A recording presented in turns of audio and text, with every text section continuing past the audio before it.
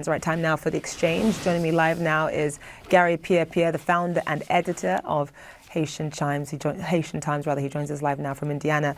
Gary, thank you so much for being with us. I just want to sort of recap to our audience what Haiti has gone through over the past couple of years. I mean, obviously, aside from the sort of long-term violence and the lack of food and the just sort of overall extreme poverty that the country has seen, in recent weeks, there have been coordinated gang attacks on police stations and state institutions as well. We know that armed groups, of course, burned down police stations and released thousands of inmates from prisons as well. I was just listing there that the fact that the Prime Minister can't even get back into his own country because gang members are trying to seize the airport at this point in time.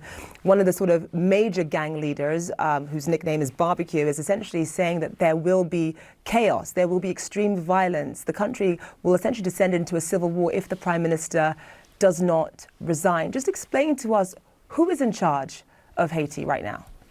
Right now, no one is in charge. Basically, Ariel Henry finds himself in Puerto Rico under pressure from the U.S.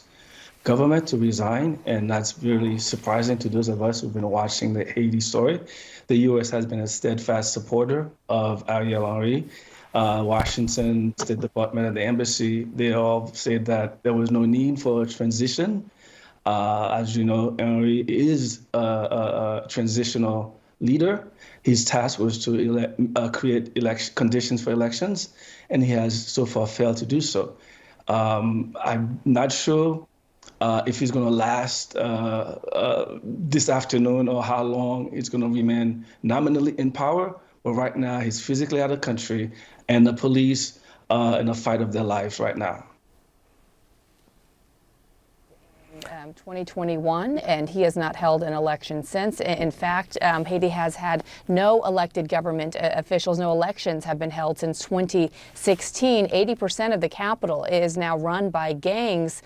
In terms of what can be done externally, you know, the UN is convening, but is there anything in terms of external pressure that can be put on these gang leaders that are running the country now and that are threatening a civil war and even genocide at this point?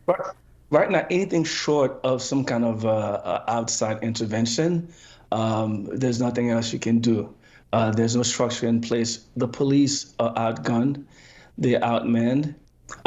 Their operations usually end in failure because the gangs have infiltrated the police force, and so they are sharing intelligence with the gang members, and the police just simply cannot match the current situation. That's why Henry was out of the country, actually, in Kenya, trying to negotiate a final solution for a force that Kenya would lead to Haiti. And that whole force has been rather controversial, as you can imagine, because people in Haiti are leery of outside interventions because they have not worked out quite so well for Haiti.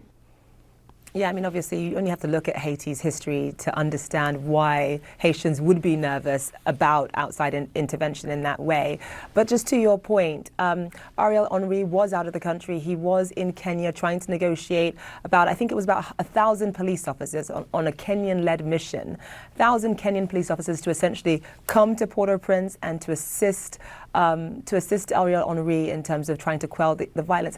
I mean, is that enough? I mean, even if that does work out, 1,000 police officers, foreign police officers who don't really necessarily know the lay of the land, is that really enough? What more is needed just in terms of international intervention if that's what it ends up being? Well, there are many facets to this. First is pacify the gangs. That's, to me, the easy part. The hard part is to push the reset button, try to turn Haitian society running again.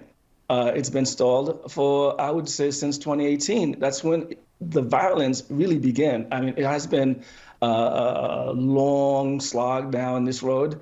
And this weekend, what's been happening lately is really a continuation. It's not a new level. It's not any more violent than it has been since 2018. You have to remember in 2021, the president was assassinated at his residence. And so this has been a very difficult situation, hence the reluctance of outsiders to come in and do something, because you're right, it's a difficult and it's getting worse situation. It has been let to fester far too long. And now it's very difficult to cure this illness.